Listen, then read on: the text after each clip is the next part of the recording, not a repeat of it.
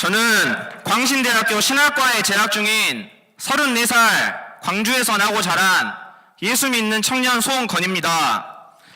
지금 이곳에 계신 성도님들 그리고 국민 여러분, 지금 이 시간 우리는 나라를 사랑하는 간절한 마음 그 일념 하나로 모였습니다. 맞습니까? 제2차 세계대전 당시 히틀러 나치 정권에 저항하다 순교하신 본웨퍼 목사님은 이렇게 말씀하셨습니다. 악에 직면할 때 침묵하는 것은 그 자체로서 악이다. 하나님께서 그런 우리를 죄 없다 하지 않으실 것이다. 말하지 않는 것은 악의 편에서 말하는 것이고 행동하지 않는 것은 곧 악의 편에서 말하는 것이다. 행동하는 것이다. 저는 죄인 줄 알면서도 불의함 앞에 침묵하고 있는 한국 교회와 성도들 앞에 진실 앞에 눈과 귀가 가려 온갖 거짓과 선동에 속고 있으나 속고 있는 줄도 모르는 채로 살아가는 이 광주 땅에 호소하고자 이 자리에 섰습니다. 특정 정당에 대한 압도적 지지와 정서가 가득한 이 광주 땅에서 이 자리에 서기까지는 제게 큰 용기와 결단이 필요했습니다. 그러나 언젠가 해야 하고 누군가 해야 한다면 지금 제가 해보겠습니다. 예배소서 5장 11절 너희는 열매 없는 어둠의 일에 참여하지 말고 도리어 책망하라. 이곳에 계신 분들께 묻겠습니다.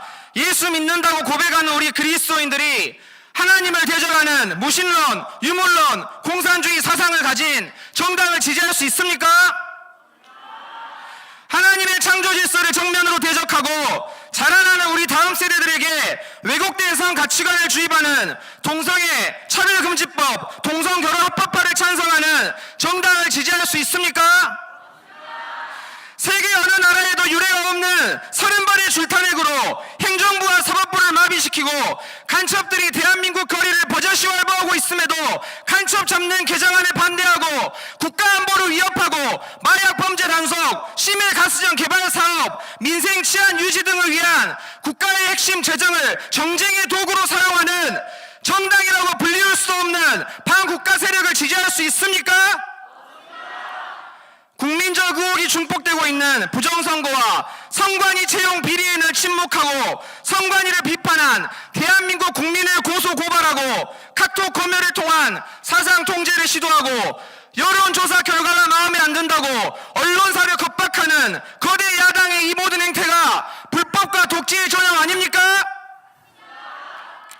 대한민국 건국의 아버지 이승만 대통령은 대한 사람의 새로운 물줄기는 오직 예수교라, 대한의 장래는 오직 예수교에 있음이라 말씀하시며 기독교 입공론으로 대한민국 건국의 기초를 닦으셨고 투철한 반공주의 정신과 탁월한 외교력으로 공산화의 길목에 서 있던 대한민국을 북한이 도발한 6.25 전쟁으로부터 지켜냈습니다.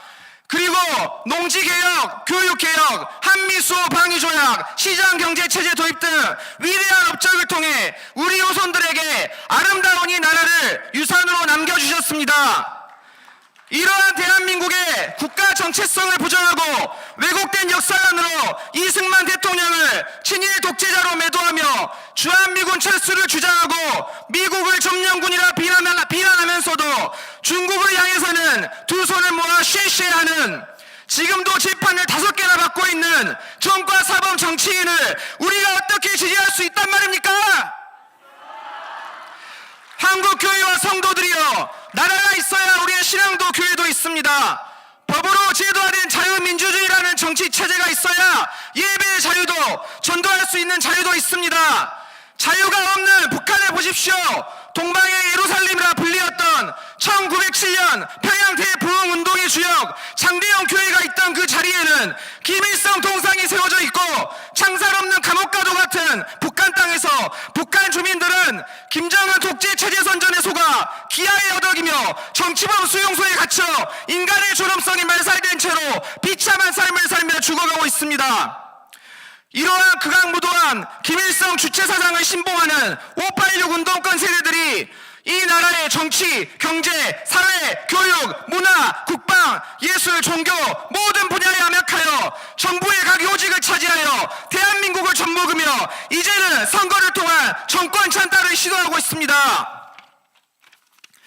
국민도 교회도 반으로 갈라진 탄핵 정국으로 인한 이 분열과 갈등은 보수와 진보의 정치적 대립이 아니라 자유민주주의와 공산주의의 체제 전쟁으로 이 나라는 무너져가고 있었으나 대통령께서는 12.3 비상계엄을 통해 국민을 깨우셨고 자유 대한민국의 체제 전복을 꾀하는 반국가 세력의 추악한 민낯을 보게 하셨습니다. 여러분, 전 세계 공산주의 체제로부터 지금까지 죽임을 당한 사람의 수가 얼마나 되는지 알고 계십니까? 1억 명입니다. 존귀한 하나님의 형상대로 지음받아 영원 구원의 사명을 가진 교회는 그래서 반드시 반공적이어야 합니다. 나라가 위기 가운데 있을 때 구국운동의 중심에는 언제나 늘 교회가 있었습니다.